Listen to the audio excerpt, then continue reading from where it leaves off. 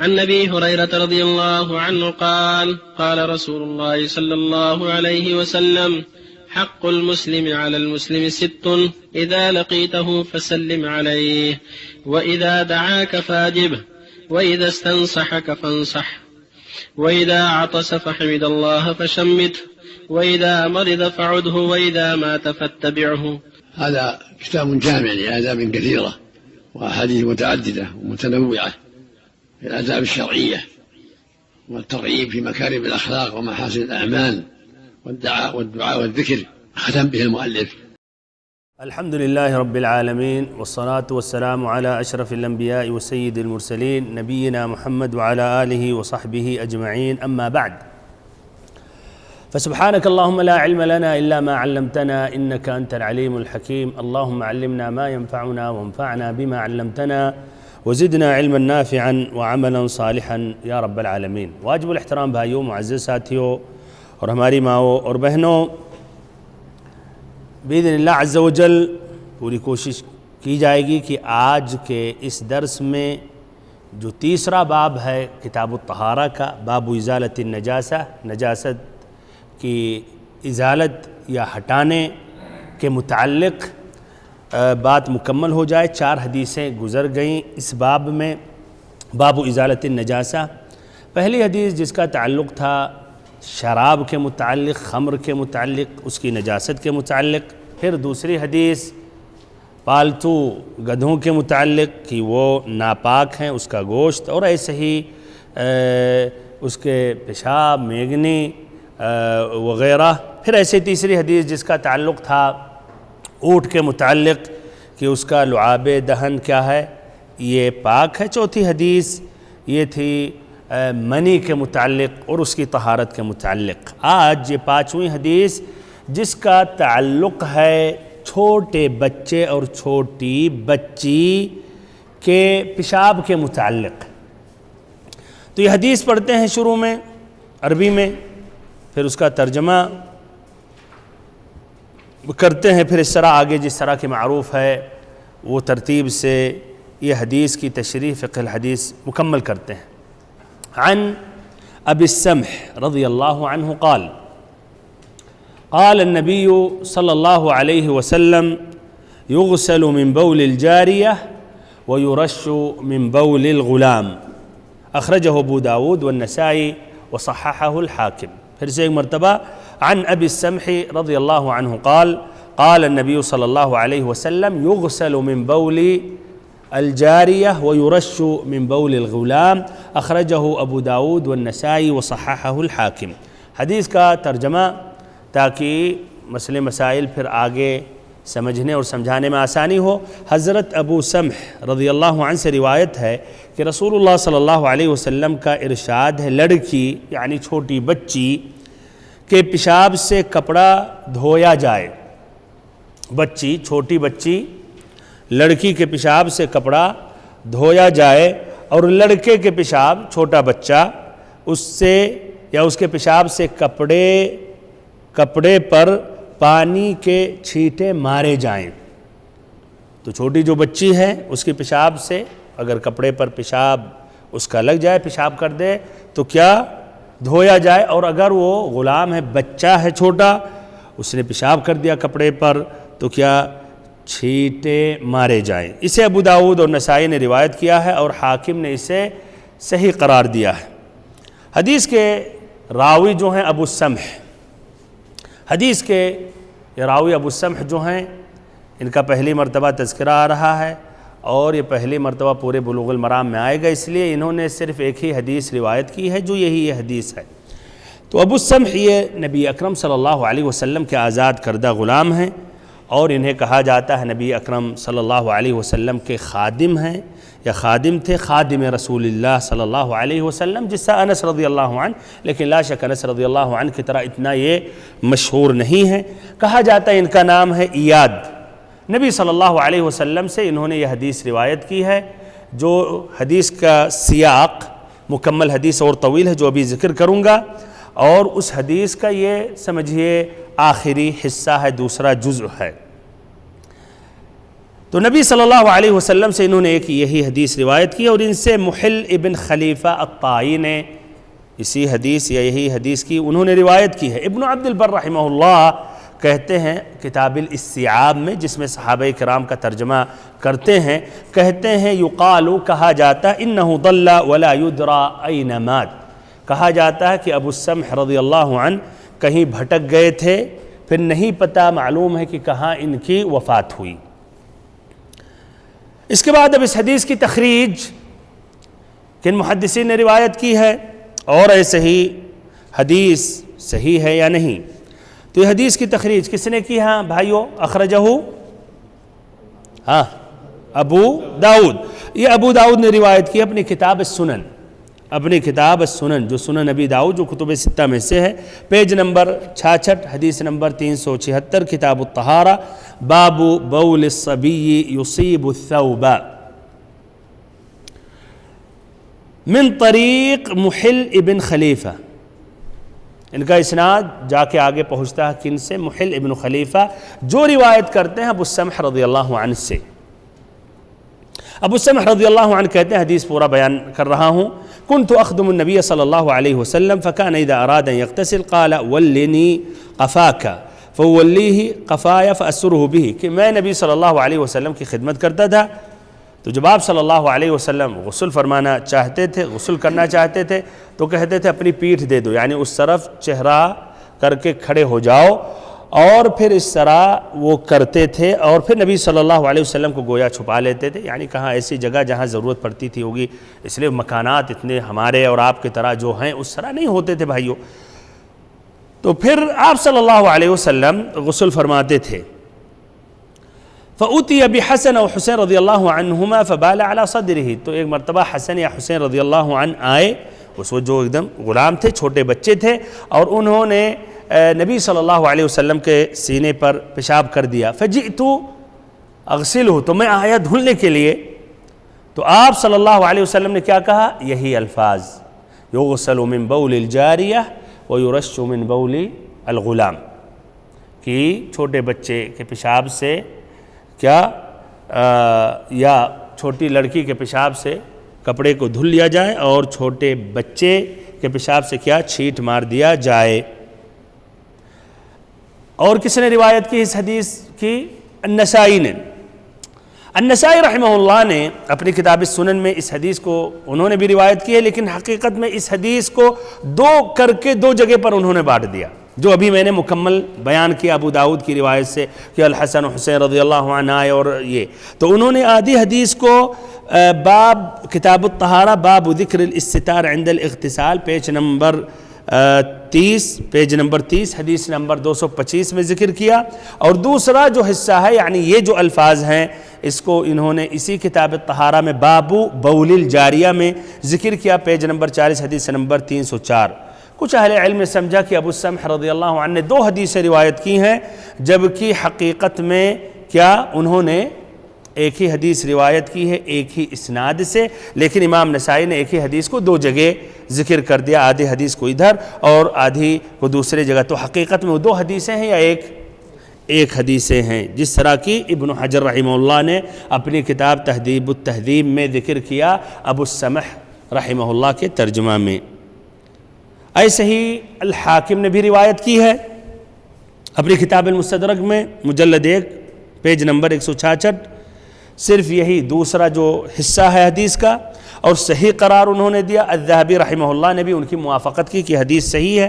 البیہقی رحمہ اللہ نقل کرتے ہیں السنن الکبریٰ میں مجلد 2 حدیث نمبر 416 البخاری رحمہ اللہ سے کہ انہوں نے کہا حدیث ابی السمح ھذا حدیث حسن، کہ ابو السمح رضی اللہ عنہ کی یہ حدیث جو ہے حدیث حسن ہے، اور آج مصطلح الحدیث کے درس میں حدیث حسن کا ذکر آئے گا، جو صحیح سے کم درجہ ہے لیکن یہ بھی مقبول ہے، یعنی یہ صحیح اور ضعیف کے درمیان میں ہے، لیکن مقبول میں شمار کیا جاتا ہے، غیر مقبول میں شروع کیا جاتا ہے، اس کو شامل کیا جاتا ہے، لیکن صحیح کی طرح یہ یعنی اعلیٰ درجہ کا نہیں ہے، بلکہ اس سے کچھ کم ہوتا ہے، جس کی وضاحت انشاءاللہ مصطلح الحدیث کے درس میں آج بھی باذن اللہ واضح ہوگا۔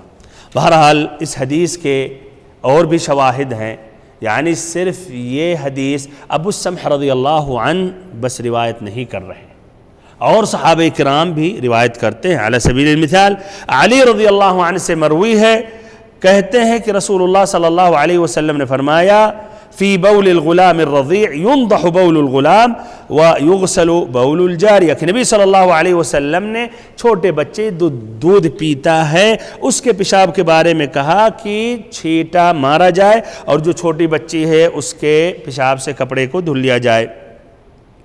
اس حدیث کی روایت، کس حدیث؟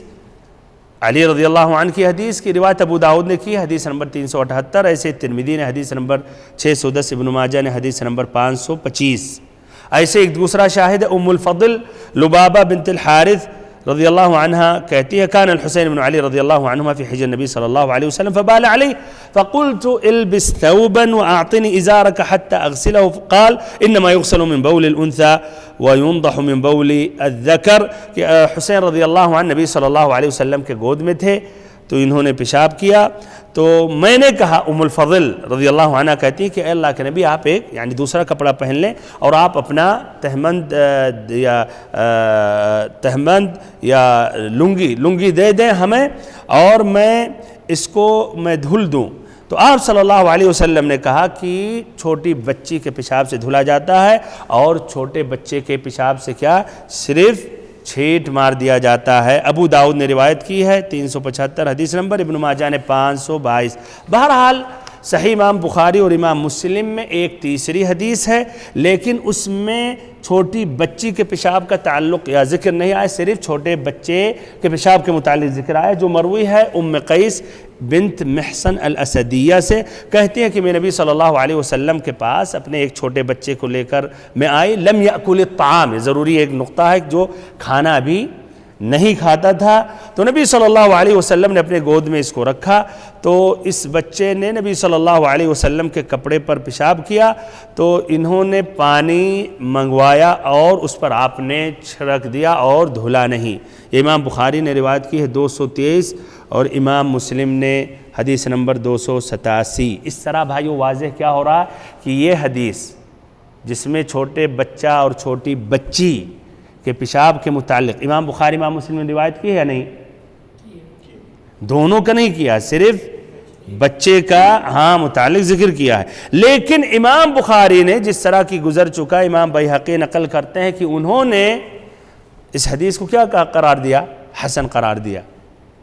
اس سے اب یہی واضح ہوتا ہے امام بخاری کے نزدیک یہ حدیث مقبول ہے، لیکن تب بھی انہوں نے نہیں روایت کی اپنی الصحیح میں، کیوں؟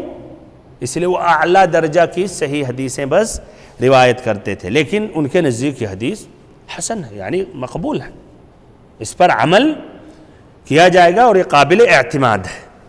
آگے اب بڑھتے ہیں، اب اس حدیث سے آپ سے سوال کر رہا ہوں، اس حدیث کا سبب کیا ہے؟ تخریج سے واضح ہو چکا، اس حدیث پر غور و فکر کریں گے تو اس حدیث کا سبب نہیں پتہ چلے گا، لیکن ابھی جو میں نے تخریج تفصیل کے ساتھ بیان کیا اور کہا ابو داؤد کی لمبی روایت ہے، تو وہ سبب الحدیث واضح ہوتا ہے۔ تو اس حدیث کا سبب کیا ہے؟ قصہ کیا ہے؟ یعنی کیوں آپ صلی اللہ علیہ وسلم نے کہا یغسل من بول الغلام یا یغسل من بول الجاری ورش من بول الغلام؟ اس کا کیا سبب بنا جس کی وجہ سے آپ نے حدیث بیان کی؟ الحسن یا الحسین رضی اللہ عنہ، اصل اس حدیث میں یہی آتا ہے، وہ آ کر نبی صلی اللہ علیہ وسلم کے سینے پر انہوں نے پیشاب کر دیا تو آپ نے یہی کہا، تو یہ سبب الحدیث ہے۔ اب اس حدیث کے اندر اگر کچھ الفاظ ہیں جس کی تشریح کی ضرورت ہے تو وہ بیان کرتا ہوں۔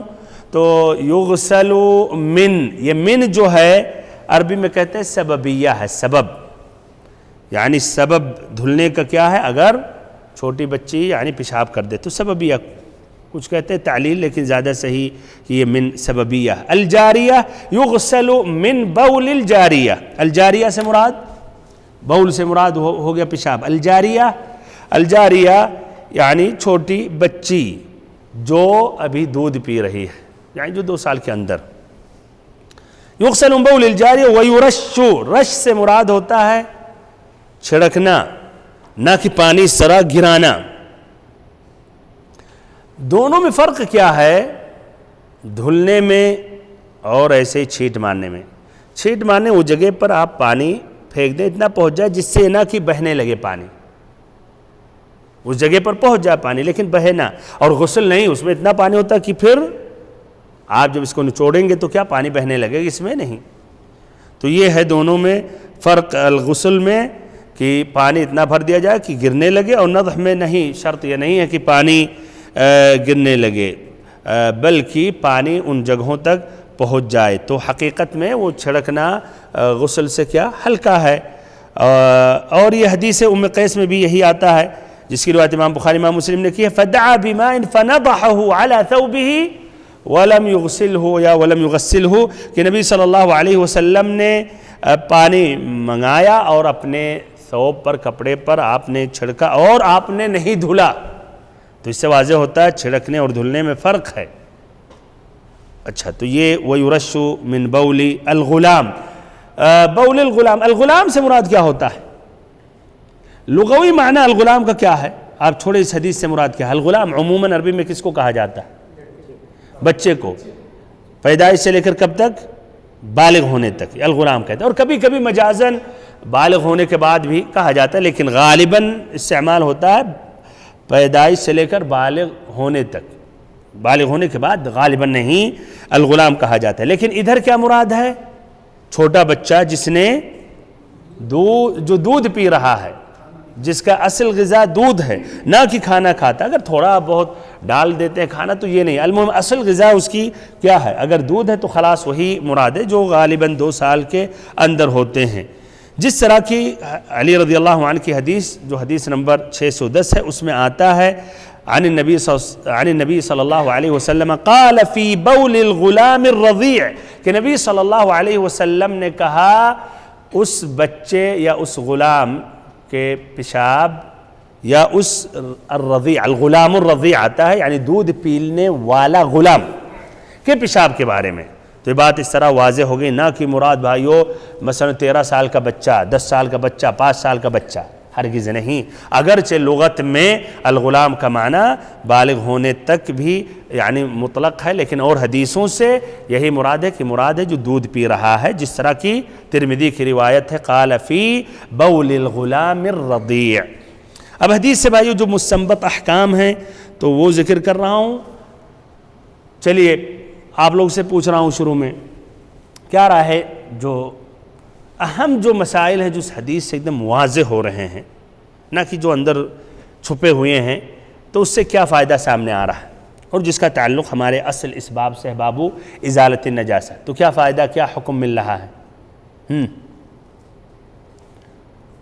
کپڑے کی پاکی کا پیشاب بچے کا اگر ہو جائے کپڑے کے اوپر تو اس سے پاکی کس طریقے سے حاصل کی؟ اچھا چلیے، تو پہلا حکم، پہلا مسئلہ یہ ہے کہ اس حدیث میں اس بات کی دلیل ہے کہ چھوٹے بچے اور چھوٹی بچی کے پیشاب میں فرق کیا گیا ہے. فرق کیا گیا ہے. فرق اس میں کیا گیا ہے یا اس سے پہلے طبعاً دونوں میں واجب ہے کہ پانی استعمال کیا جائے، پانی سے صاف کیا جائے، لیکن فرق اس میں کیا گیا ہے کہ کس طرح استعمال کیا جائے پانی. تو پھر سے ایک مرتبہ اس حدیث میں چھوٹے بچے اور چھوٹی بچی کے پیشاب کے متعلق یہ واضح کیا گیا ہے کہ فرق ہے جہاں تک پاکی حاصل کرنے یا نجاست کو زائل کرنے کے متعلق دونوں میں پانی استعمال کیا جائے گا، لیکن کس طرح استعمال کیا جائے گا وہ فرق ہے. فرق یہ ہے کہ جو چھوٹا بچہ ہے اس کے پیشاب پر کیا پانی چھڑک دیا جائے، یعنی پانی غالب آ جائے اور اس جگہ کو ڈھانپ لے، نہ کہ پانی بہنے لگے اور نیچے گرنے لگے. اور جو چھوٹی بچی کا پیشاب ہے وہ کیا دھلا جائے. دھلا جائے کس طرح دھلا جائے؟ جس طرح کہ عام نجاسات کو دھلے جاتے ہیں. عام جو نجاست لگ جائے دھلی جاتی ہے وہ چیز کتنی بار وہ استعمال، اگر ایک مرتبہ میں صاف ہو ختم ہو گئی بات، 2 مرتبہ 3 مرتبہ 4 مرتبہ تو نجاست میں مختلف، المہم اس کی کوئی تحدید نہیں ہے یہاں تک کہ وہ چیز زائل ہو جائے. تو یہ دونوں میں یہی فرق ہے. تو یہ بھائیو یہ پہلا یہ مسئلہ اور پہلا حکم ہے. اس کے اندر اور جو اقوال ہیں کوئی ضروری نہیں کہ ہر مسئلے میں پورا اختلاف بیان کروں، اس لیے آگے بڑھتا ہوں، لیکن جسے چاہیے پوری تفصیل تو بعد میں پوچھ سکتے ہیں. اتنا یہ کافی ہے اور حدیث واضح ہے اور کئی حدیثیں ہیں اس مسئلے میں، جس طرح کہ میں نے تخریج الحدیث کے وہ شواہد بیان کے علی رضی اللہ عنہ کی مثلا حدیث، اور ایسے ہی ایک دوسری حدیث جس کے راویہ ام الفضل لبابہ بنت الحارث ہیں، اور ایسے ہی ام قیس بنت محصن۔ یہ پہلا مسئلہ۔ دوسرا مسئلہ یہ ہے کہ چھوٹا بچہ، اس سے مراد کون سا بچہ ہے، یا الغلام سے مراد کون سا بچہ ہے؟ وہ بچہ جس نے کھانا نہیں کھایا، جس کی اصل غذا کھانا نہیں ہے، اناج نہیں ہے جو بڑے لوگ کھاتے ہیں۔ اس کی دلیل ہو سکتا ہے کوئی کہے کیوں آپ ایسا کہہ رہے ہیں، کیوں نہیں حدیث میں الغلام ہے، عربی میں کہتے ہیں الغلام بالغ ہونے تک۔ تو اس کا جواب کیا؟ ابھی آیا حدیث ام قیس میں، جس کی روایت امام بخاری امام مسلم نے کی ہے، کیا کہتی ہیں؟ انہا اتت بابن لها صغیر لم یاکل الطعام، کہ انہوں نے اپنے ایک بچے کو لایا جو ابھی کھانا نہیں کھایا یا کھانا نہیں کھاتا تھا، یعنی چھوٹا تھا، کھانا نہیں کھاتا تھا، تو یعنی دودھ پیتا تھا۔ اس میں آتا ہے لم یاکل الطعام۔ مسلم کے روایت میں الفاظ یہ ہے لم یبلغ ان یاکل الطعام، یعنی اتنی عمر اس کی نہیں پہنچی تھی کہ کھانا وہ کھائے۔ تو اس سے مراد بھائی وہ کھانا نہیں کھاتا تھا، کہ یعنی حقیقت میں اصل غذا اس کی نہیں تھی، بلکہ دودھ پیتا تھا، چاہے وہ ماں کی دودھ ہے یا کسی عورت کا دودھ ہے، یا مثلا بکری یا گائے کی دودھ ہے کہ نہیں، یا آج جو پاؤڈر بازاروں میں ہے وہ ہے، المہم وہ دودھ پی رہا ہو۔ اور نہیں مراد ہے کہ ایک دم کھانا اس کے منہ میں کچھ بھی نہیں، تھوڑا بہت بچے کو 6 مہینے کے بعد کھلاتے، یہ مشکل نہیں، اصل جو ہے دودھ تو وہ دیکھا جائے گا۔ تیسرا مسئلہ یہ ہے، سوال اب ان دونوں فائدے اور مسائل بیان کرنے کے بعد، کیا رائے ہے چھوٹے بچے کا پیشاب کیا پاک ہے؟ چھوٹے بچے کا پیشاب پاک ہے اس حدیث سے، کیا یہ مستنبط؟ تو پھر کیوں کہا گیا اس پہ چھینٹ مار دیا جائے؟ بہت صحیح، ماشاءاللہ۔ ہاں اچھا، تو تیسرا مسئلہ یہ ہے کہ چھوٹے بچہ جس نے ابھی کھانا نہیں کھایا، جو بھی دودھ پی رہا ہے، حقیقت میں اس کا پیشاب بھی نجس ہے، ناپاک ہے، چھوٹی بچی کے پیشاب کی طرح۔ اور اگر ادھر حکم آیا ہے کہ اس پر چھینٹ مار دیا جائے، تو یہ علامت نہیں کہ پاک ہے، بلکہ وہ نجس ہے، لیکن یہ شریعت نے ادھر آسانی برتی ہے، اس کو آسانی کے لیے۔ النووی رحمہ اللہ کہتے ہیں وَقَدْ نَقَلَ بَعْضُ أَصْحَابِنَا الْإِجْمَاعَ عَلَى نَجَاسَتِهِ وَأَنَّهُ لَمْ يُخَالِفْ فِيهِ إِلَّا داؤد الظاہری، کہ ہمارے اصحاب، یعنی اصحاب وہ کہنا چاہ رہے ہیں المذہب الشافعی میں، وہ علماء نے اجماع نقل کیا ہے کہ چھوٹے بچے کا پیشاب بھی نجس ہے، اجماع ہے، مسئلہ اجماع ہے۔ اور اس میں مخالفت صرف کس نے کی ہے؟ داؤد الظاہری نے۔ اور جس طرح کی ابھی بھائی نے ذکر کیا کہ اگر، یہ بھی اپنی جگہ استنباط صحیح ہے، کہ اگر وہ پاک ہوتا تو پھر ادھر اس کو چھینٹ بھی مارنے کی ضرورت نہیں پڑتی۔ چوتھی بات، ہو سکتا کچھ ذہنوں میں ایک بات آ رہی ہو، خاصتاً آج جو دشمنان اسلام ہمیشہ اسلام کے خلاف کچھ نہ کچھ نقطہ ڈھونڈتے رہتے ہیں کہ یہ کون سی بات اسلام میں بچے اور بچی میں فرق کرنا، اس کے اندر ایک طرح حقیقت میں یعنی ایک ظلم اور زیادتی ہے۔ تو یہ کیوں؟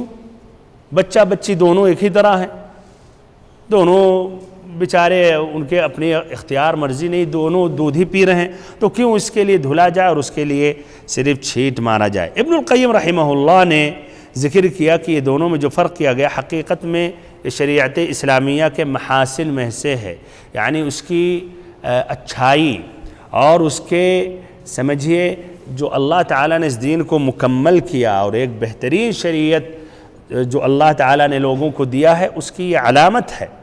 اور اس میں تمام حکمت اور مصلحت جس میں لوگوں کی ضرورت ہے، دونوں میں فرق کیا 3 وجہ کی وجہ سے، 3 اسباب کی وجہ سے۔ نمبر 1 کہتے ہیں غالباً لوگ اور عورتیں بچوں کو زیادہ گود لیتے رہتے ہیں، عموماً زیادہ ان کو کھلاتے اور نکالتے ہیں، ٹہلاتے ہیں، بخلاف مثلا بچیوں کے۔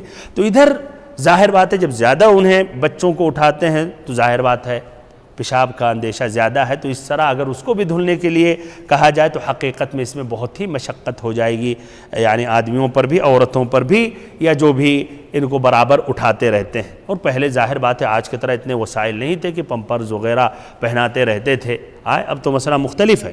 دوسرا سبب کہتے ہیں اس لیے کہ بچے کا جو پیشاب ہے وہ ایک جگہ نہیں گرتا ہے، حقیقت میں ہے کہ نہیں بھائی، وہ کئی جگہ مختلف جگہ پر وہ کئی لمبے جگہ تک اس کا چھینٹا پہنچ جاتا ہے، اور بچی کا ایک ہی جگہ، اسی لیے دونوں میں فرق کیا گیا۔ اس لیے اب بچے کا کتنی جگہ دھلا جائے گا؟ ممکن ہے بچے کو گود لیا آپ کا پورے کپڑے پہ مارا، بلکہ آپ بغل میں ایک دوسرے کو ان کو بھی کیا رہا ہے، کچھ بھائی ہنسنے لگے، ان کے اوپر بھی ان کو بھی نہلا دیا، ممکن ہے کہ نہیں؟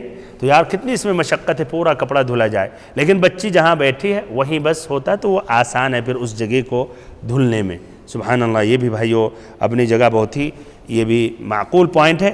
تیسری بات یہ ہے کہ یہ بھی طبی نقطہ نظر سے اور یہ حقیقت ہے کہ لڑکی یا بچی کا یا عموماً کہیے یعنی ذکر اور انثیٰ کا جو پیشاب ہے اس میں زیادہ یعنی بو ہوتی ہے اور زیادہ اس میں خباثت ہوتی ہے ذکر مرد یا بچے کے پیشاب سے۔ کیوں؟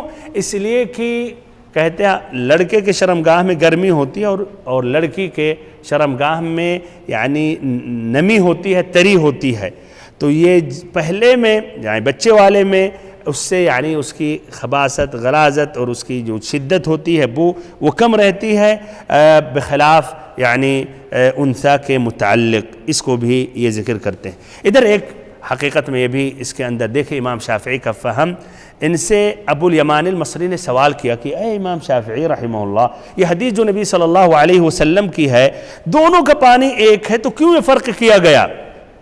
کیوں فرق کیا گیا؟ ان کی دیکھیے فقہ اور سمجھ، کہا اس لیے کہ غلام کا جو پیشاب ہے وہ پانی اور مٹی سے ہے، اور جو بچی کا پیشاب ہے وہ گوشت اور خون سے ہے۔ پھر کہا امام شافعی نے کیا آپ سمجھے اے ابو الیمان مصری؟ تو انہوں نے کہا نہیں میں نہیں سمجھا۔ تو کہا اللہ رب العزت نے جب آدم کو پیدا کیا، آدم کو کس سے پیدا کیا؟ مٹی سے۔ اور پھر حوا کو کس سے پیدا کیا؟ آدم علیہ السلام کے پسلی سے۔ تو یہ غلام کا حقیقت اس سے رجوع ہو رہا پانی اور مٹی سے، بخلاف بچی کا کہاں سے؟ خون اور گوشت سے۔ تو اس کے بعد کہا آپ سمجھے؟ تو انہوں نے کہا کہ ہاں۔ پھر انہوں نے کہا نفعک اللہ بھی۔ تو بہرحال یہ بھی ایک استنباط ہے اپنی جگہ۔ المہم بھائیو اہم سبب یہ ہے، یہ شریعت کا حکم ہے سمعنا واطعنا۔ یہ اتنی باتیں آپ مانیں نہ مانیں، ہماری اور آپ کی عقل قبول کریں نہ کریں، کسی کی کریں، ہم سمعنا واطعنا، ہم ایک مقدس ایک صحیح دین کی اتباع کرتے ہیں جس کی حفاظت کی ذمہ داری اللہ رب العزت نے لے لی۔ اس کے اندر یقیناً حکمت ہے، ہم سمجھے یا اہل علم سمجھے یا نہیں سمجھے، ہمیں اس پر سمعنا و اطعنا کہنا ہے، یہ اہم سبب ہے۔ اور اس کے بعد اور اسباب بھائیوں یہ اپنی جگہ آپ قبول کریں یا نہ کریں۔ بہرحال اس کے اندر اور بھی کچھ تفصیلی چیزیں، اس طرح حدیث پر بات مکمل ہو گئی۔ اور اس کے بعد پھر حدیث نمبر 27 یا حدیث نمبر 27 اس کا تذکرہ کر رہا ہوں۔ آج کے اس درس میں دوسری حدیث اور باب ازالۃ النجاسہ کی آخری حدیث سے پہلے عن اسماء بنت ابی بکر رضی اللہ عنہما ان النبی صلی اللہ علیہ وسلم قال فی دم الحیض يصيب الثوب تحته ثم تقرصه بالماء ثم تنضحه ثم تصلي فيه متفق عليه۔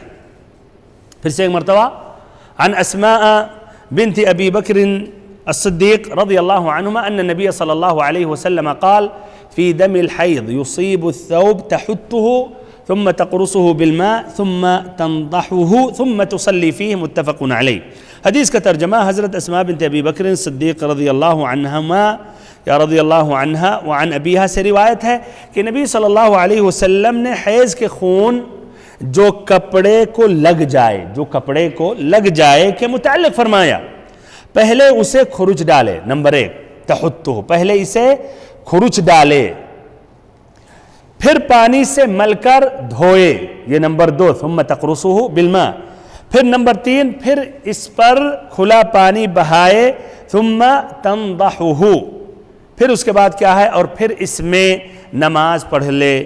رواہ البخاری و مسلم۔ پھر سے ایک مرتبہ اسماء بنت ابی بکر صدیق رضی اللہ عنہما جو عائشہ کی بہن ہیں، کہتی ہیں کہ نبی صلی اللہ علیہ وسلم نے حیض کے خون جو کپڑے کو لگ جائے کے متعلق فرمایا، پہلے اسے خروج ڈالے، پھر پانی سے مل کر دھوئے، پھر اس پر کھلا پانی بہائے، اور پھر اس کے بعد اس میں نماز پڑھ لے۔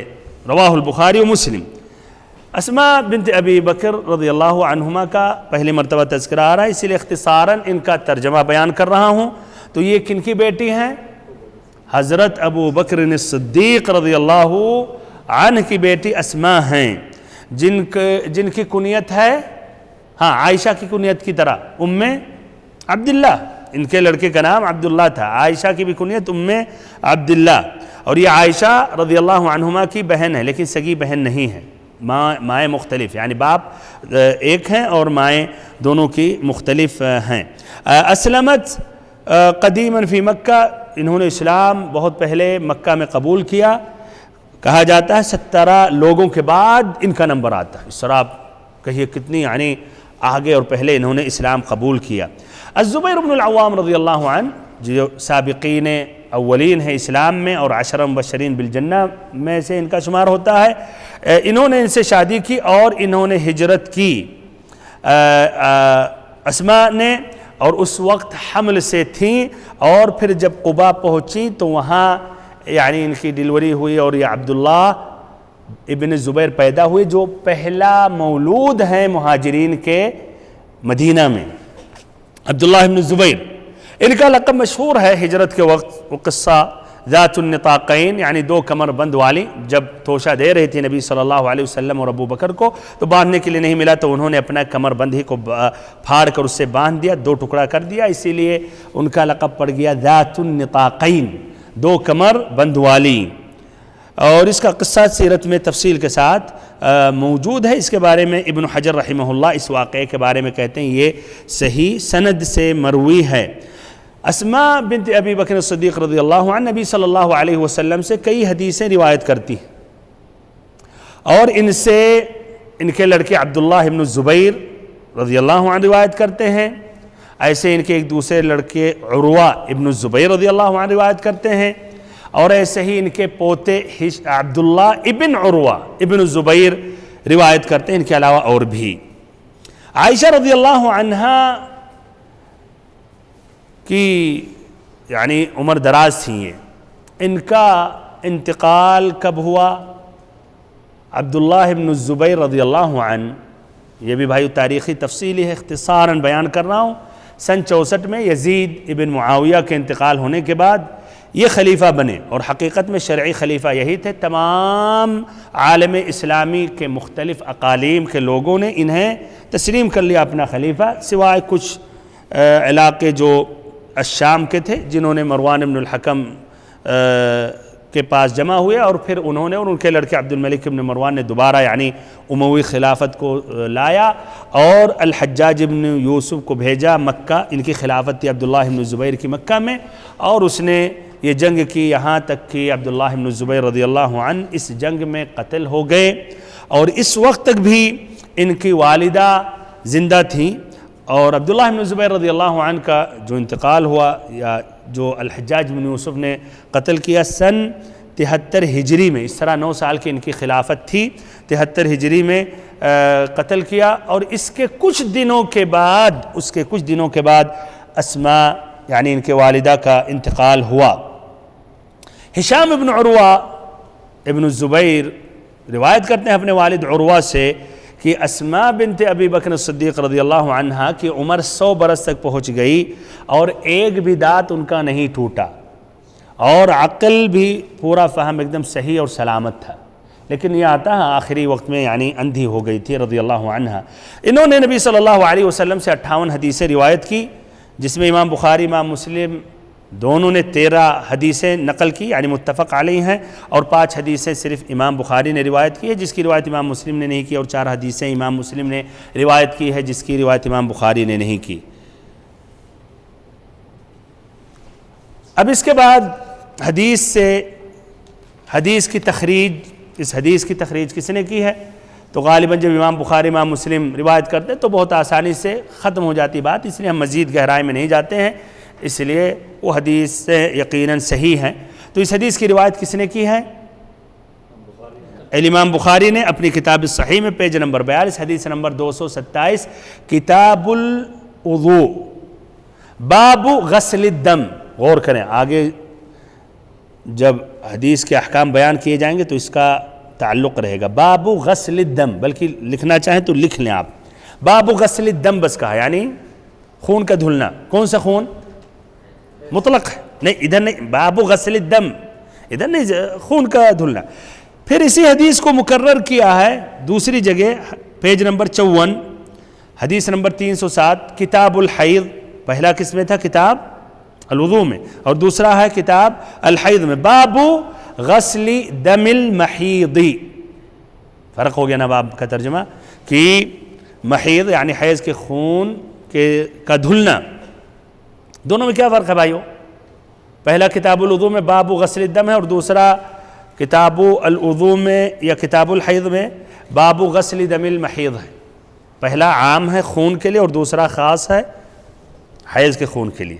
اچھا، اور یہ ابن حجر رحمہ اللہ نے یہ ذکر کیا، یعنی دونوں میں جو فرق ہے، پہلا عام ہے دوسرا خاص ہے، فتح الباری میں مجلد 1 پیج نمبر 410۔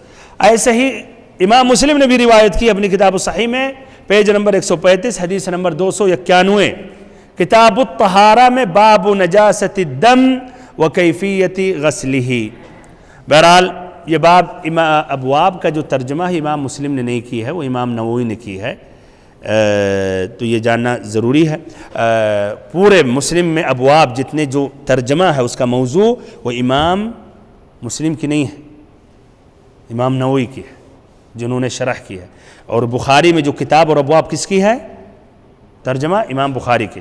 اچھا، تو یہ باب نجاست الدم و کیفیت غسل دونوں یعنی امام بخاری امام مسلم روایت کرتے ہیں ہشام ابن عروہ سے، جو روایت کرتے ہیں فاطمہ بنت المنذر ابن الزبیر ابن العوام سے، جو اپنی دادی اسماء بنت ابی بکر الصدیق رضی اللہ عنہ سے کرتی ہیں۔ اس طرح دیکھیں ایک خاندان کے لوگ یہ روایت کر رہے ہیں کہ نہیں، ہشام ابن عروہ روایت کر رہے ہیں فاطمہ بنت المنذر سے جو اپنی دادی سے کر رہے ہیں، سب ایک ہی خاندان کے ہیں۔ اور یہ اس حدیث کا یہ لفظ یہ بخاری کا یا مسلم؟ یہ مسلم کا ہے۔ پھر الفاظ میں اور جو تفصیلات ہیں اس کو آگے بڑھتا ہوں، اتنا کافی ہے جو امام ابن حجر رحمہ اللہ ذکر کرتے ہیں۔ اس کے بعد اس حدیث کے جو کچھ الفاظ کی تشریح کی ضرورت تو بیان کر رہا ہوں۔ ان نبی صلی اللہ علیہ وسلم قال، نبی صلی اللہ علیہ وسلم نے کہا فی دم الحیض، فی دم الحیض یعنی حیض کے خون کے بارے میں۔ الحیض بھائیو یہ معروف ہے، ایک طبیعی ایک قدرتی جو اللہ تعالیٰ نے لکھا ہے عورتوں پر، حوا کی لڑکیوں پر، جو مخصوص ایام میں آتے ہیں، کسی کا 3 دن رہتا، کسی کا 1 ہی دن رہتا، اکثر 7-8 دن رہتا، 15 دن تک بھی رہتا ہے۔ جب وہ عورتیں بالغ ہو جاتی ہیں اور یہ پھر علامت ہوتا ہے کہ اس طرح وہ حمل ٹھہر سکتا ہے، اور اللہ تعالیٰ کی اس میں بھی کئی حکمتیں ہیں۔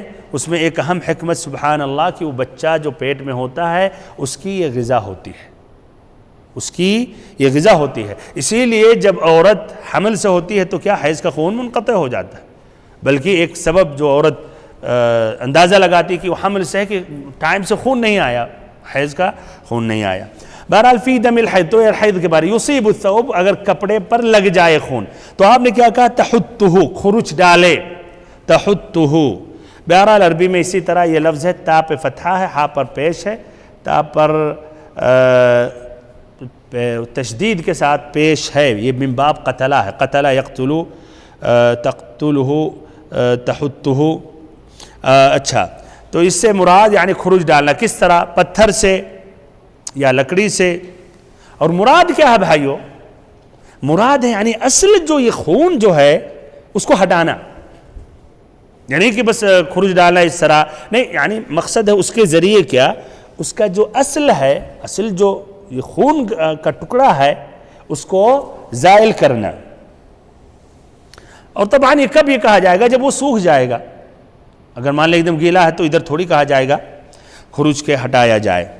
اور اس سے واضح ہو رہا ہے کہ غالباً وہ خون یعنی وہ گاڑھا ہوتا، کالا ہوتا، گاڑھا ہوتا ہے، اور چھوڑنے سے وہ پھر وہ جگہ پر یعنی جم جاتا ہے، اسی لیے کہا گیا کہ تحتہ خروج ڈالے.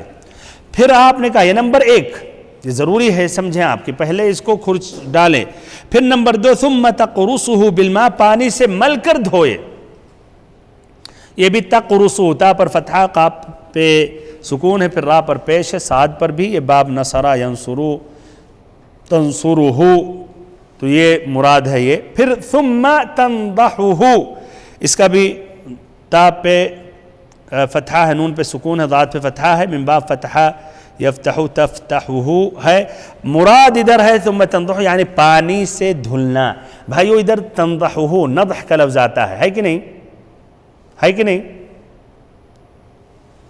ہاں بھائیو ادھر دیکھیں اس حدیث میں تنضحہ، تنضح کا معنی اصل کیا ہوتا ہے؟ چھیٹ مارنا، لیکن ادھر مراد دھلنے کا معنی ہے. پہلے حدیث میں وَيُرَشُّ مِن بَوْلِ الغلام وَيُنضَحُ مِن بَوْلِ الغلام یہ ہے، لیکن ادھر الصنعانی رحمہ اللہ کہتے سبل السلام مراد ہے ادھر تغسلہ بالماء، پانی سے دھلنا، نہ کہ صرف چھیٹ مارنا. اور اس کی گہرائی میں نہیں جانا چاہتا ہوں ٹائم بچاتے ہوئے. ایک دوسری حدیث سے اس کا مفہوم کہ اس سے مراد دھلنا ہے عائشہ رضی اللہ عنہا کی حدیث سے، جو حدیث نمبر 308 ہے، اس سے لیا گیا ہے. تو ادھر تنضحہ کا اصل لفظی معنی ہوتا چھڑکنا، لیکن مراد ہے ادھر کیا؟ پانی سے دھلنا. تو اس طرح 3 مراحل ہیں. نمبر 1 اس کو خروج کے ہٹا دینا، پھر اس کو پانی سے ملنا، پھر اوپر سے پھر پانی بہانا. اب اس حدیث سے جو مستنبط احکام و مسائل ہیں تو وہ بیان کر رہا ہوں. تو پہلا مسئلہ یہ ہے، کیا رہا ہے؟ ہاں پہلا مسئلہ جس کا تعلق باب ازالت النجاسہ، وہ کیا ہے؟ واضح ہمیں چاہیے فائدہ، زیادہ گہرائی میں نہیں جائیں. ہاں کیا فائدہ ہے، کیا مسئلہ اس حدیث سے سامنے آ رہا ہے؟ بہت صحیح، بہت صحیح. اچھا تو یہ اگر کم بھی ہو تب بھی نجس ہے، یا زیادہ رہے گا تب نجس ہے، کم ہے تو معاف ہے، پورا نجس ہے. بالکل. چلیے پہلا مسئلہ یہ ہے کہ حیض کا خون نجس ہے، کم ہو یا زیادہ ہو، اور اس طرح واجب ہے کہ اس کو ہٹایا جائے کپڑے سے. اس لیے کہ نبی صلی اللہ علیہ وسلم نے کیا ترتیب سے بتایا، تحتہ کھرچے، پھر پانی سے دھلے، آئے مل کے پھر پانی ڈالے، پھر اس کے بعد نماز پڑھے. اور بھائیو حیض کا خون کی نجس ہے، یہ مسئلہ اجماع ہے، یعنی کوئی نہیں آ کے کہتا نہیں یہ پاک ہے. ہاں تو یہ مسئلہ اجماع ہے، اہل علم کے نزدیک یہ مسئلہ مجمع ہے. تو یہ پہلا مسئلہ ایک دم آسان ہے. آگے بڑھتے. دوسرا مسئلہ یہ ہے کہ اگر کپڑے پر حیض کا خون لگ جائے تو واجب ہے کہ کپڑے کو صاف کیا جائے، ہے کہ نہیں، اور اس نجاست کو ہٹایا جائے اور اس کو زائل کیا جائے. کس طرح؟ یہ 3 جو مراحل ہیں. تحتہ نمبر 1 خروج کے ہٹا دے، نمبر 2 خروج کا ذکر کیا گیا یعنی لکڑی سے، پتھر سے، کسی اور چیز سے، تاکہ اس کا جو حجم ہے، اس کا جو جرم ہے، وہ جو چیز ہے وہ ختم ہو جائے، ہٹ جائے. پھر اس کے بعد پانی سے ملنا، پانی سے اس کو ڈال کے اس کو ملنا، اور پھر ایسے ہی اس کے بعد پھر ایک مرتبہ پانی بہانا، یعنی مل ول کے اس لیے پورا جو ہے نکل جائے تو پھر اس کو پھر پانی سے دھل دینا تاکہ باقی نجاسات زائل ہو جائے. تو یہ دوسرا مسئلہ ہے. تیسرا مسئلہ اس حدیث سے یہ واضح ہوتا ہے کہ نماز کی شرطوں میں سے ایک اہم شرط کیا ہے؟ ایک اہم شرط کیا ہے کہ کپڑا پاک ہو. دلیل کیا ہے؟ ثم تصلی فی، اتنا صفائی کے بعد پھر اس میں نماز پڑھے. تو اس سے واضح ہوا کہ اگر کپڑے میں ناپاکی ہے تو نماز پڑھنا جائز نہیں ہے، نماز صحیح نہیں ہے. اور کپڑے پر ایسے ہی یہ بھی وہ بھی داخل ہے بدن. ظاہر بات ہے جب کپڑا شرط ہے تو بدن کے اوپر بھی نجاست نہ لگی ہو. پھر جہاں آپ نماز پڑھ رہے ہیں وہ جگہ بھی. اسی لیے شروط الصلاۃ میں سے یہ ہے کہ ازالۃ النجاسہ من الثوب والبدن والبقعہ، کی نجاست کو زائل کرنا اس کپڑے سے جو آپ پہنے ہیں اور اس جگہ سے جہاں نماز پڑھ رہے ہیں، اور بدن سے بھی. اور اس کا استدلال ثم تصلی فیہ، اب بھائیو ادھر یہ اب آئے کچھ گہرائی میں. چوتھا مسئلہ ہے، اب تک یہ آسان تھے. حیض کے خون کے بارے میں واضح ہو گیا کہ یہ نجس ہے. اچھا اب سوال ہے اور خون جو جسم سے نکلتا ہے اس کے بارے میں. یہ بہت ہی مہم مسئلہ ہے. اسی لیے میں نے کہا تھا امام بخاری نے ترجمہ کیا کیا کتاب الوضو میں باب غسل الدم، اور پھر کتاب الحیض میں کہا باب غسل دم المحیض. اس سے بھی فقہ سے اس کا تعلق ہے. تو کیا رائے ہے؟ اور جو جسم کا خون ہے پاک ہے. اور ایک دم یہ یعنی مسئلہ اجماع ہے یا ایک دم صحیح مسئلہ، دوسرے مخالفین نہیں ہے اس کا. اچھا چلیے یہ جاننے کے بعد کہ حیض کا خون نجس ہے، سوال ہے باقی جو جسم کے خون مثلا ناک سے نکل رہا ہے، دانت ٹوٹا اس سے نکل رہا ہے، اس کے بارے میں کیا ہے؟ اور یہ بھی جان جائے کہ اگر دونوں شرمگاہ سے اگر خون نکلا تو یہ نجس ہے، وہ نجس ہے. لیکن جسم سے جس سے ابھی بتایا یا چوٹ لگ گئی، کٹ گیا، تو یہ نجس ہے یا نہیں. اور یہ بالکل نجس ناپاک یا پاک جاننا ضروری ہے. اس لیے اس پر مترتب یہ ہے کہ نماز آپ کا صحیح ہے نہیں. آدمی نے نماز پڑھا اور خون پورا جسم میں بہہ رہا تھا، یا اس کے ہاتھ کا خون ثوب میں لگ گیا، نماز صحیح ہے نہیں. تو یہ بہت ہی ضروری ہے، اس کا تعلق ہے نماز سے. اچھا تو اس مسئلے میں حقیقت میں اختلاف بہت ہی قوی ہے. ایک طرف اگر آپ غور و فکر کریں کہ کتنے اہل علم نے کہا، تو اس سے آپ ان علماء کی تعداد دیکھ کر ہی آپ یعنی حیران ہو جائیں گے کہ آپ جرأت نہیں کریں گے کہ اس کی مخالفت کریں. لیکن اگر دلیل پر غور و فکر کریں تو حقیقت میں اس کے طرف بھی مائل ہو جائیں گے آپ. تو یہ مسئلہ ہے جس میں حقیقت میں اختلاف قوی ہے. اور بھائیو بار بار کہا جاتا ہے جہاں اختلاف قوی ہے تو وہاں یہ جرأت کرنا، جسارت کی یہی صحیح اور دوسرے کو کلیتاً قطعیاً غلط کہنا، یہ بہت ہی خطرناک ہے. کچھ اہل علم طلاب علم جرأت کرتے ہیں اور یہ بھائیو بالکل غلط ہے. آپ کہیں زیادہ راجح ہے اور آپ اپنی دلیلیں بیان کریں، کوئی مشکل نہیں ہے، کہیں زیادہ صحیح ہے. لیکن دوسرے کو غلط کہنا اور جو اس کے قائل ہو اس کو آپ کہیں یہ گمراہ ہے یا جاہل ہے، استغفر اللہ، تو یہ بچنا چاہیے. بار بار یہ بات آتی رہتی ہے، یہ دہراتا ہوں، اس لیے بہت ضروری پوائنٹ ہے. بہرحال تو اس میں دو قول ہیں. پہلا قول کہ یہ نجس ہے. اب اگر وہ نجس ہے تو اس کا دھلنا بدن پر آ گیا یا کپڑے پر کیا ہے؟ واجب ہے اور لازمی ہے. لیکن یہ کہتے ہیں اگر ہلکا پھلکا یعنی کچھ قطرے لگے ہوئے ہیں کپڑے میں تو یہ کہتے ہیں اس پر کوئی مؤاخذہ نہیں ہے. کتنا ہلکا؟ جو عام لوگوں کے نزدیک وہ ہلکا ہو. کچھ متساہل ہوتے تو پورا کپڑے میں اگر لگ جائے تو نہیں کم ہے، نہیں وہ نہیں دیکھا جائے. اور کچھ شک والے ہوتے ایک قطرہ بھی ہوگا کہیں گے او ارے تو لگا ہوا نہیں. تو عام لوگوں کا جو جس کو اگر کم کہیں تو کم ہے، زیادہ تو زیادہ مانا جائے گا. تو بہرحال پہلا قول ہے کہ یہ خون جو جسم کے اور جگہوں سے نکلنے ہیں، طبعاً حیض کے خون کے علاوہ اور دونوں راستوں سے جو نکل رہے ہیں، یعنی دانت توڑنے سے یا جسم میں کہیں کٹ گیا یا ناک سے، کہ یہ نجس ہے اور دھلنا واجب ہے. لیکن تھوڑا ہے تو معاف ہے، جسم پر ہو یا کپڑے پر. یہ قول بھائیو جمہور اہل علم، یعنی تقریباً تمام اکثر اہل علم نے کہا. بلکہ کئی اہل علم نے کہا کہ اس مسئلے پر اہل علم کا اجماع ہے، یہ متفق علیہ بات ہے، کسی نے مخالفت نہیں کی. اجماع بھائیو یہ بہت ہی خطرناک وزندار بات ہے. یعنی اجماع یعنی تمام اہل علم کا اجماع ہے. اب اگر اہل علم نے مثلا اجماع کر دیا، اب کوئی آ کر کہے نہیں ہماری یہ سمجھ، ہمارا یہ فقط، تو اس کو کہا جائے گا کہ یعنی ایک تھپڑ کھانے کے لائق ہو جائے گا جو اس طرح جرأت کرے گا. اس لیے اجماع کہنا یہ حقیقت میں قرآن اور حدیث کی دلیل اس میں یقیناً ہے، اور پھر اہل علم کا یہ فقہ اور یہ سمجھ سب کا متفق ہے. اب کوئی مخالفت کرے جتنی بھی دلیل آئے تو اس کی بات کی ویلو نہیں ہوگی.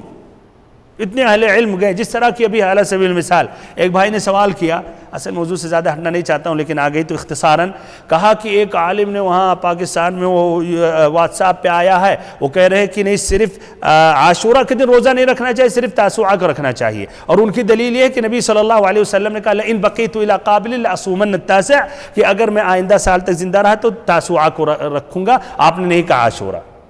واللہ ادھر کہنا پڑتا ہے ایسے لوگ جاہل، یہ جہالت ہے. پوری سیاق شروع سے آپ دیکھیں کیا ہے. آپ نے دیکھا یہودی روزہ رکھ رہے ہیں، ہے کہ نہیں، عاشورہ کے دن، تو آپ نے کہا ہمارا حق زیادہ بنتا ہے موسیٰ علیہ السلام، ہم زیادہ محبت کرتے ہیں ان سے، تم سے بھی زیادہ. اگر اللہ نے زندہ رکھا تو تاسوعہ کو رکھیں گے، یعنی عاشورہ کے ساتھ. اور یہی اہل علم کا سمجھ ہے. کوئی آ کے کہے نہیں آپ نے عاشورہ کا ذکر نہیں کیا تو یہ بیوقوف ہے. سمجھ رہے ہیں؟ تو یہ اور ایسے مثلا الزہری رحمہ اللہ عاشورہ کے دن روزہ رکھتے تھے، سفر میں بھی عاشورہ کے دن. ان سے کہا جاتا تھا ارے آپ رمضان کا روزہ مؤخر کر دیتے ہیں، رمضان میں اجازت ہے کہ مؤخر کر دو، ہے کہ نہیں سفر میں؟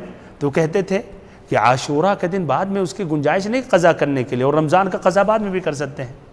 دیکھیے اتنا اہتمام، یعنی وہ اہل علم نہیں سمجھے، اور آج ہم 15ویں صدی میں ایک حدیث سے استنباط اور یہ بھی دعویٰ کرنا یہی سمجھ نہیں، یہ آپ کی نہ سمجھنے کی علامت ہے اور بیوقوفی ہے.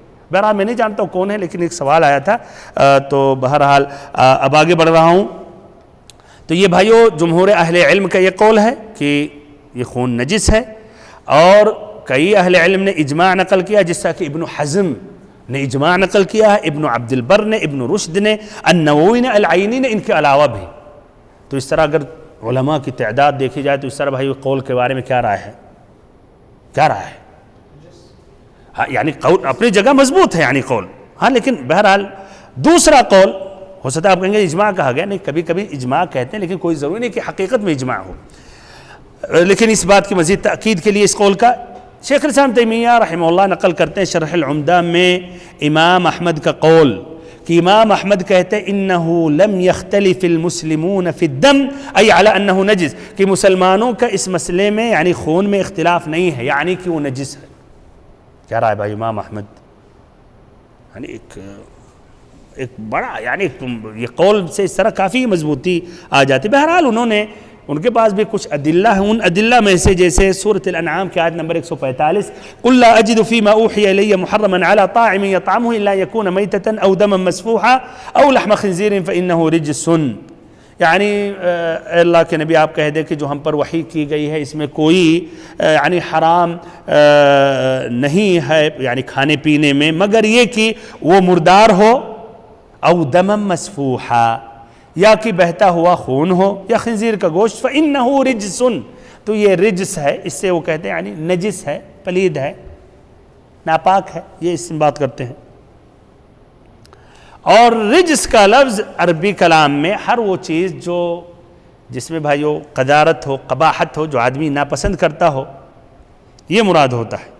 تو یہ بہرحال ان کے استدلال ہیں اور بھی ان کے پاس ادلے ہیں. دوسرا قول دیکھیے، اب یہ پہلا قول سننے کے بعد ایسا لگتا ہے کہ یہی صحیح ہے، ایک دم یعنی آئے کہ مخالفت کی گنجائش نہیں، اس لیے اتنے علماء حیبت کرنا مخالفت آسان نہیں ہے، امام احمد جیسے اور اجماع. بہرحال دوسرا قول اب سنیں گے تو کہیں گے نہیں شاید یہی صحیح ہے، کہ یہ جسم کا اور خون جو نکل رہا ہے حیض کے خون کے علاوہ اور دونوں راستوں کے علاوہ وہ کیا ہے؟ پاک ہے. یہ امام شوکانی کا قول ہے، ایسے ہی علامہ صدیق حسن خان، ایسے ہی شیخ البانی، ایسے ہی جو ہمارے اس دور کے ہیں، ایسے ہی شیخ محمد بن عثیمین رحمہ اللہ اجمعین. بلکہ شیخ بن عثیمین نے بلوغ المرام کی تشریح میں انہوں نے یہ عبارت یہ لکھی ہے لأننی الى ساعتی هذه ما وجدت دلیلا يدل على النجاسہ، اس لیے کہ میں اس وقت تک، اس گھڑی تک ہمیں ایک بھی دلیل نہیں ملی جو اس بات کی دلالت کرتی ہو کہ یہ خون نجس ہے، کہ یہ خون نجس ہے. بہرحال ان کے ادلہ کیا، ادلہ پر غور کریں. پہلی دلیل تو یہ ہے، ہاں بھائیو قاعدہ کے اعتبار سے قاعدہ ہے طہارت اور پاکی اور ناپاکی میں، بار بار ذکر ہے، وہ کیا قاعدہ ہے؟ ہاں کہ الاصل، ہاں الاصل چیزوں میں، الاصل ہر چیزوں میں کیا پاک ہے یا ناپاک ہے؟ ہاں الاصل چیز میں، امور میں، چیزوں میں پاکی ہے، یہاں تک کہ دلیل نہ ملے کہ یہ چیز نجیس ہے. تو مثلا ٹیبل ہے، یہ پاک ہے ناپاک ہے؟ الاصل پاک ہے. اب جو کہے گا ناپاک ہے وہ دلیل پیش کرے کہ کیوں ناپاک ہے کہ نہیں؟ کوئی بھی چیز آپ کو راستے میں کوئی چیز مل گئی، نہیں جانتے ہیں وہ کیا شکل، وہ پاک ہے ناپاک ہے؟ الاصل پاک ہے. اب جب ناپاک ہے تو اس کی دلیل ہونی چاہیے کہ وہ چیز ناپاک ہے. تو اور کہتے ہیں اس لیے الاصل کہ ہر چیز پاک ہے اللہ کی دلیل ہو کہ ناپاک ہو، اور کوئی دلیل نہیں ملتی ہے کہ خون کو دھلنا چاہیے سوائے حیض کا خون، جبکہ اس مسئلے کی بہت ہی ضرورت ہے. آدمی کے ناک سے خون نکلنے لگتا ہے، کٹ پٹ جاتا ہے. پھر ایسے ہی جنگ میں صحابہ کرام آپ جانتے ہیں اللہ کی راہ میں جہاد کیا کرتے تھے اور بہت سے زخم ہوتے تھے، خون نکلتے تھے، اور اگر یہ خون نجس ہوتا تو یقیناً ضرورت پڑتی اور نبی صلی اللہ علیہ وسلم بتاتے کہ اس کا دھلنا ضروری ہے تاکہ بدن اور کپڑے سے ہٹایا جائے، اور اس طرح واضح دلیل نہیں ملتی. اللہ بات قوی ہے. اچھا، تو یہ ان کی دلیل. ایسے اور تفصیلی دلیلیں ہیں. مثلا غزوہ ذات الرقاع میں ایک صحابی رسول جو حراست کے لیے کھڑے ہوئے پھر نماز پڑھ رہے تھے اور کافروں نے 3 تیریں ماری، خون بہ رہا تھا، اپنی نماز انہوں نے پوری کی. بہرحال سند کے اعتبار سے اس میں کلام ہے، اس لیے اس میں ایک راوی ہیں عقیل ابن جابر، وہ مجہول ہیں. اس حدیث کی روایت ابو داؤد حدیث نمبر 198، امام احمد بھی روایت کرتے ہیں. تو بہرحال لیکن یہ تفصیلی میں بیان کرتے ہیں. ایک تیسری دلیل ان کی جو قوی ہے، کئی صحابہ کرام سے بھائیو کچھ آثار، یعنی ان کا آثار سے مراد یعنی ان سے منقول ہے کہ خون جب لگا رہتا تو نماز پڑھتے تھے. جیسے کہ ابن عمر رضی اللہ عنہما، ان کے بارے میں نقل کرتے ہیں ابن ابی شیبہ اور اسناد صحیح ہے ان تک، جس طرح کہ ابن حجر رحمہ اللہ کہتے ہیں کہ ان کے جسم سے چہرے پر یعنی خون نکلا، پھر یا کچھ نکلا تو انہوں نے ہاتھ سے خروج دیا جس سے خون بہنے لگا اور انہوں نے نماز پڑھی، وضو نہیں کیا. ایسے ہی عبداللہ ابن ابی اوفا سے بھی آتا ہے کہ خون نکلا اور نماز پڑھے. تو بہرحال دونوں قول ہے. کون سا صحیح ہے؟ کون سا صحیح ہے بھائیو؟ بہرحال اختصاراً آیت کے بارے میں جو استدلال کیا ہے پہلے فریق نے، یعنی اس میں اتنا بھائیو قوی استدلال نہیں ہے، اس لیے کہ ممکن ہے کہ یہ چیز حرام ہو لیکن نجس نہ ہو. تو اللہ تعالیٰ نے ادھر اس کی پاکی ناپاکی تھوڑی بیان کیا، بلکہ حلال اور حرام بیان کیا. کھانا پینا حرام ہے یا نہیں، اسی لیے اس آیت میں ہے قُلْ لَا أَجِدُ فِي مَا أُوحِيَ إِلَيَّ مُحَرَّمًا عَلَىٰ طَاعِمٍ يَطْعَمُهُ، یعنی کھانے کے متعلق جو انسان کھاتا ہے کہ کوئی چیز حرام نہیں ہے وحی کے ذریعے، مگر پھر وہ ذکر کیا گیا. تو وہ کھانے کے متعلق حلال اور حرام کے متعلق ہے، نہ کہ پاکی اور ناپاکی کے متعلق ہے. ایسے ہی یہ کہتے ہیں کہ رجس سے مراد نجاست تھوڑی ہے بلکہ خباثت مراد ہے، جیسے کہ اللہ تعالیٰ نے مشرکوں کے بارے میں فرمایا فَأَعْرِضُوا عَنْهُمْ إِنَّهُمْ رِجْسٌ، ان سے منہ پھیر لو، یہ نجس ہیں، رجس ہیں، یعنی مراد یہ نہیں نجاست یعنی پلید ہیں، یعنی معنوی نجاست ہے.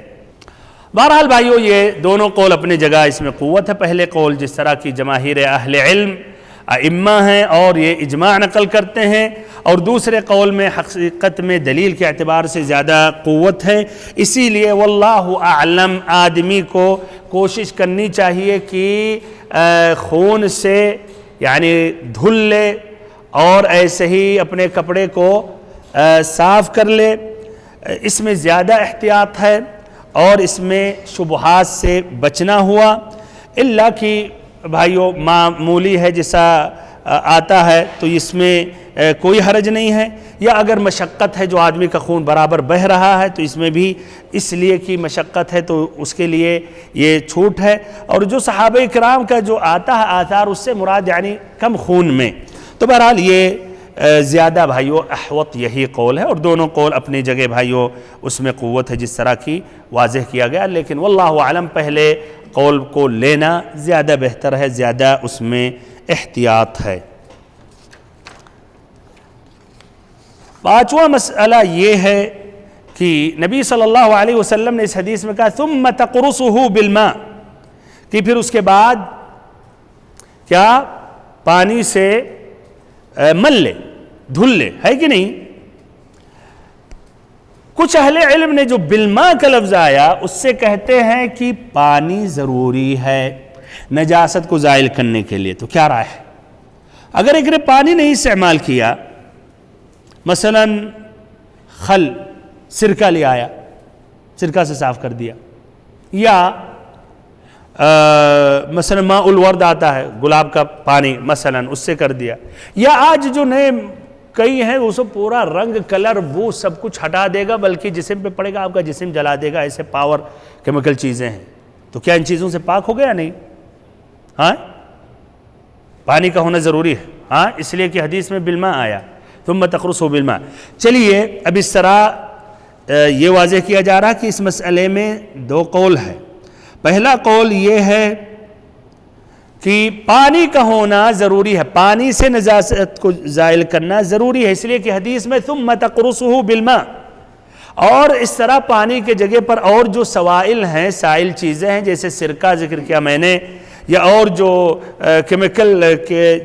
کیمیکل ہیں، اس سے نجاست کو زائل نہیں کیا جائے گا۔ یہ قول ہے ایک شافعیہ، مالکیہ، حنابلہ کا بھی، لیکن بھائی دوسرا قول، اور یہ حنفیوں کا ہے، اس لیے حناف نہ کہیں یار ہمیشہ ہمارے قول کو ضعیف کہتے ہیں، دوسرا قول حنفیوں کا ہے، اور یہ شیخ الاسلام ابن تیمیہ نے اس کو صحیح قرار دیا، اور اس کی انہوں نے دفاع کی ہے کہ نہیں، ہر وہ چیز پانی ہو یا غیر پانی ہو جس سے نجاست زائل ہو جائے تو کیا وہ نجاست زائل ہو جائے گی، اور وہ چیز پھر وہ پاک ہو جائے گی۔ اس لیے مقصد ہے نجاست زائل کرنا، نہ کہ پانی ہی سے نجاست کو زائل کیا جائے۔ اور نبی صلی اللہ علیہ وسلم نے پانی کا ادھر اس لیے ذکر کیا، اس لیے وہی آسان ہے، ابھی بھی آسان ہے، لوگوں کے اس وقت میں بھی وہی آسان تھا، آسانی سے پہنچ جاتے تھے، آسانی سے مل جاتا تھا، ہے کہ نہیں؟ تو اس لیے آپ نے ذکر کیا، نہ کہ اسی لیے ذکر کیا کہ صرف پانی ہی استعمال کرو نجاست کی زائل کرنے کے لیے۔ اور اس قول کی تاکید مزید آئے گی آئندہ حدیثوں میں، جس طرح کہ ابو سعید خدری رضی اللہ عنہ کی حدیث ہے کہ تم میں سے جب کوئی مسجد میں آئے تو دیکھے، اگر اس کے جوتے میں کوئی نجاست ہے، قدر ہے یا کوئی چیز ہے تو اس کو، یعنی نجس چیز، تو اس کو پوچھ لے، پھر اس میں نماز پڑھے۔ تو اس میں آتا ہے فَلْيَمْسَحُهُ، اس کو پوچھ لے یا کسی چیز سے رگڑ دے۔ تو اگر نجس ہوتا اور یہ نجس ہے اور اگر پانی کا ہونا ضروری ہوتا تو آپ تھوڑی کہتے پوچھ لے، ہاں، یا کسی چیز سے مثلاً اس کو ہٹا دے، پیر سے کہیں مثلاً اینٹ پر، پتھر پر کر کے ہٹا دے۔ تو بہرحال خلاصہ کلام پانچواں مسئلہ یہ ہے کہ پانی کی جگہ پر کوئی سائل یا کوئی اور چیز استعمال کر کے نجاست کو زائل کیا جا رہا ہے تو بھائی وہ نجاست زائل ہو جائے گی اگر حقیقت میں زائل ہو رہا ہے، اور اس میں کوئی ضروری نہیں کہ پانی ہی سے ہو۔ اس طرح اس حدیث کے متعلق بھی بات مکمل ہو گئی۔ ایک اور حدیث باقی ہے اور اس کے مسئلے مسائل بہت مختصر ہیں۔ آخری حدیث اب اس باب میں جو ہے باب ازالت النجاسہ، عن ابی ہریرہ رضی اللہ عنہ قال قالت خولہ یا رسول اللہ فإن لم يذهب الدم قال يكفيك الماء ولا يضرك اثره اخرجه الترمذی وسنده ضعیف۔ ایک مرتبہ اور عن ابی ہریرہ رضی اللہ عنہ قال قالت خولة یا رسول اللہ فإن لم يذهب الدم قال يكفيك الماء ولا يضرك اثره اخرجه الترمذی وسنده ضعیف۔ حدیث کا ترجمہ، حضرت ابو ہریرہ رضی اللہ عنہ سے روایت ہے کہ سیدہ خولہ نے استفسار کیا رضی اللہ عنہ نے کہ اے اللہ کے رسول صلی اللہ علیہ وسلم، اگر خون آلود کپڑے کو دھونے کے باوجود خون کا نشان ختم نہ ہو تو پھر کیا کیا جائے؟ یعنی آپ نے فرمایا بس تیرا اسے پانی کے ساتھ دھونا کافی ہے، اس کا نشان تیرے لیے ضرر رسا نہیں ہے۔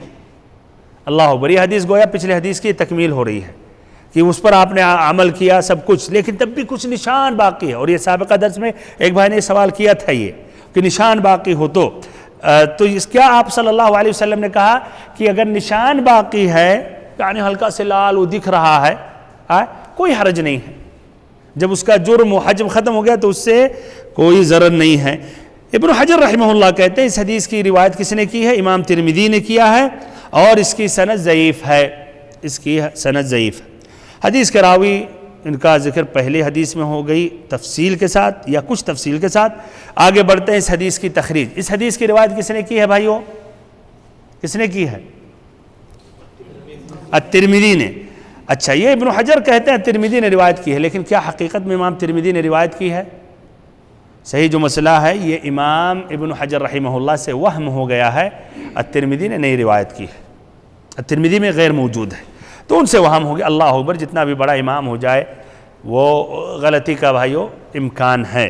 تو یہ امام ترمذی نے نہیں روایت کی ہے، بلکہ اس معنی میں ابو داود نے اپنی کتاب السنن میں روایت کی ہے، پیج نمبر 64، حدیث نمبر 365، کتاب الطہارہ، باب المرأة تغسل ثوبها الذي تلبسه في حيضها۔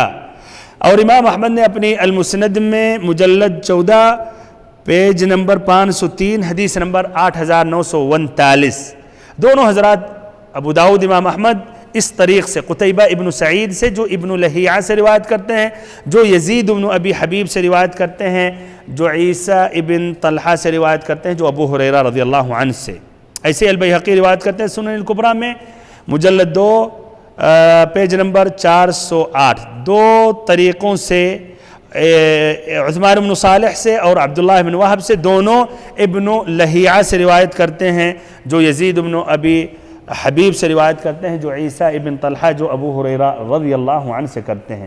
کیوں ابن حجر رحمہ اللہ نے کہا سند ضعیف ہے؟ اس لیے واللہ اعلم اس میں ایک راوی ہے جو ابن لہیعہ ہیں۔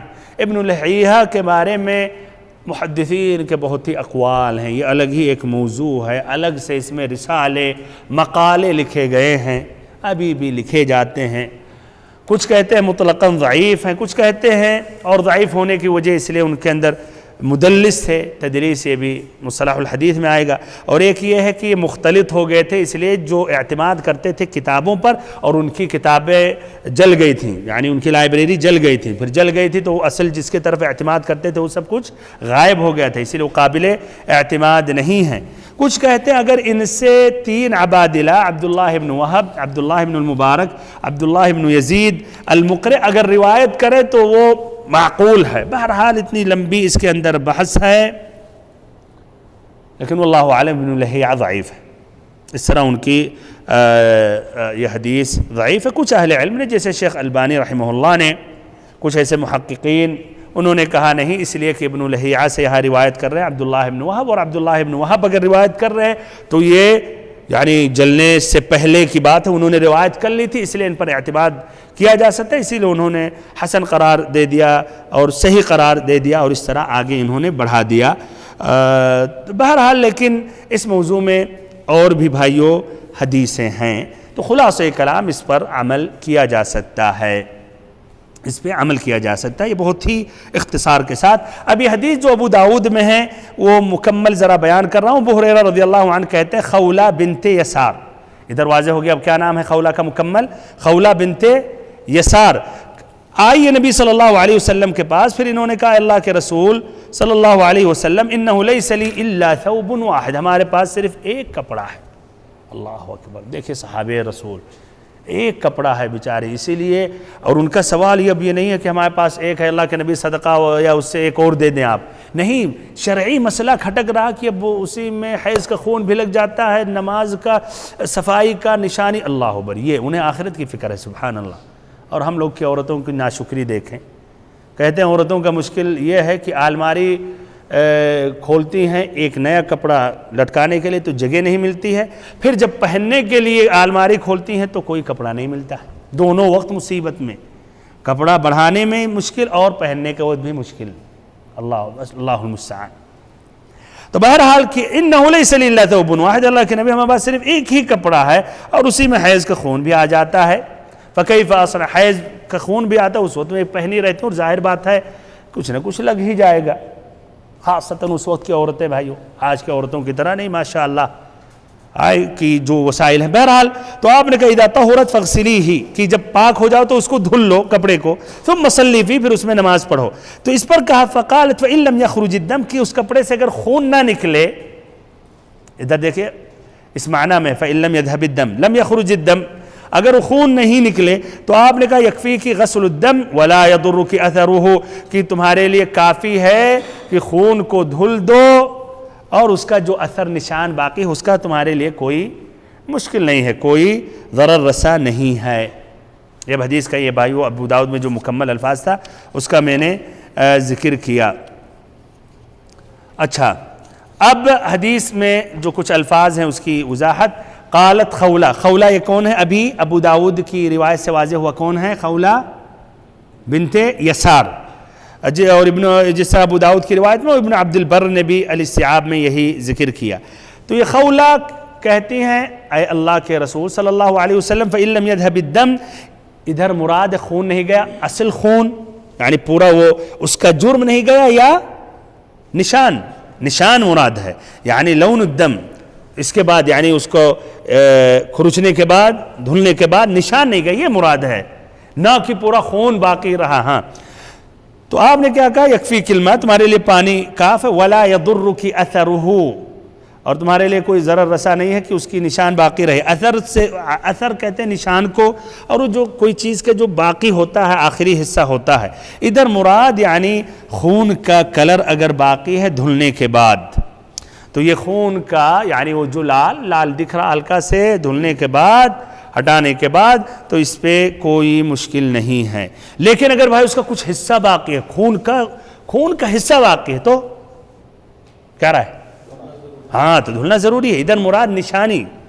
اور ایسے ہی اگر بھائی کوئی نجس چیز تھا، نشان تو غائب ہو گیا لیکن اس کی بو باقی ہے اور مشکل ہے ہٹانا، ہلکی سی بو آ رہی ہے وہ، تو تب بھی اسی پر قیاس کیا جائے گا. ہلکی سے اگر یعنی آدمی نے دھلا اس میں، اور مان لیتے ہیں ابھی آئے گا اس کے ساتھ اور بھی استعمال کیا صابن، تب بھی یعنی کچھ وہ آ رہا کہ جس سے، تو یہ مسئلہ نہیں ہے وہ جو ہلکا سے آ رہا ہے، جس طرح کہ ہلکا سے جو نشان دکھ رہا مشکل نہیں ہے، تو اسے ہلکی سے بو سے بھی مشکل نہیں. بہرحال یہ اصل موضوع تو نہیں ہے ہمارا، موضوع ادھر نشان لیکن آ گیا تو یہ بھی ذکر کیا جا رہا. اب اس حدیث سے جو مستنبط بھائیوں مسائل ہیں وہ بیان کر رہا ہوں.